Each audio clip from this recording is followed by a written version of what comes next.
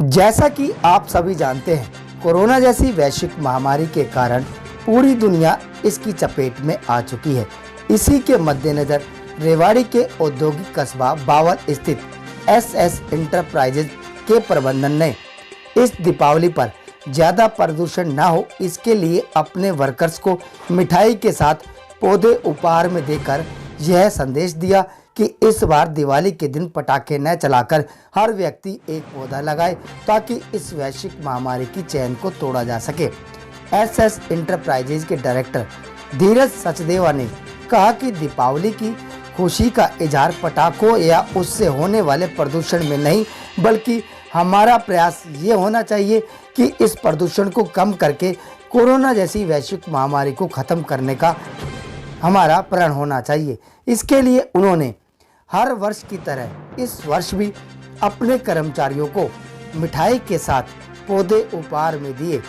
इन्होंने दूसरे उद्योगपतियों व आम जनता से भी अपील की कि वह भी इस दीपावली पर पटाखे ना चलाकर पौधे लगाने का संदेश जन जन तक पहुंचाएं, ताकि हमारे हरे भरे हरियाणा से इस महामारी का शीघ्र अंत हो। इसी के साथ उन्होंने प्रदेश वासियों को भी दीपावली की शुभकामनाएं दी। हम शपथ लेते हैं कि आसपास के वातावरण को शुद्ध रखने के लिए पटाखों का इस्तेमाल नहीं करेंगे और समाज के अन्य व्यक्तियों को भी इसके बारे में जागृत करेंगे और समाज के प्रति अपनी जिम्मेवारी निभाएंगे। लेकर आप ग्रीन दिवाली मना रहे हैं एसएस इंटरप्राइज की, क्या कहेंगे? देखिए, मेरा ये मानना है कि कोरोना जो महामारी है ये इसी वर्ष आई है। इस वर्ष से पहले भी अगर हम बात करें तो हम लास्ट 3 ईयर्स से अपनी दिवाली को इसी तरीके से मना रहे हैं। हम अपनी टीम के साथ यही शपथ लेते आए हैं और आगे भी लेते रहेंगे कि हम पटाखों का बहिष्कार करके और जितना हो सकता है पेड़ पौधे लगाएं, क्योंकि जो सच्चाई है वो छुपती नहीं है।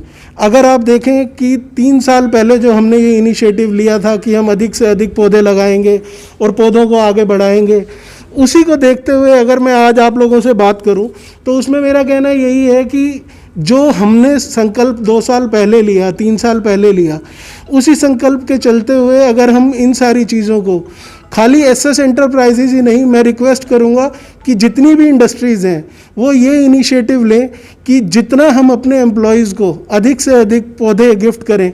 मैं आपसे ये भी शेयर करना चाहूँगा, ये ना सिर्फ दिवाली, हमारे यहाँ पे लास्ट 1 ईयर से हमने एक इनिशिएटिव लिया है कि हमारे यहाँ जब भी कोई विजिटर या गेस्ट आता है तो हम लोग उनके साथ किस तरीके से, जब उनको एज ए वेलकम में हम एक जो टोकन ऑफ गिफ्ट देते हैं, वो आप ये देखेंगे, ये देखने में एक पेपर है, ये सीड पेपर है।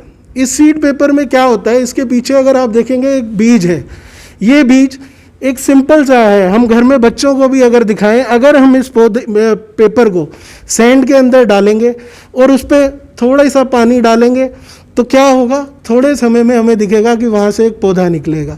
अगर ये छोटे छोटे इनिशिएटिव्स हम अपने बच्चों को घर में आगे दिखाते हैं तो इससे क्या होगा कि बच्चों का उस पेड़ के साथ जो एक अटैचमेंट होगी वो पौधे के रूप में देखेंगे, बढ़ेगा सब कुछ।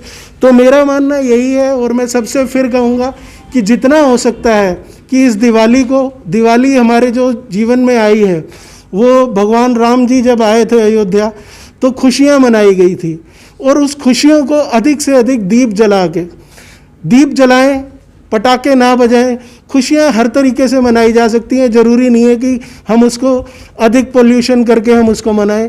खुशियाँ देनी है तो खुशियाँ हम दें पेड़ पौधे फल दे के। धन्यवाद।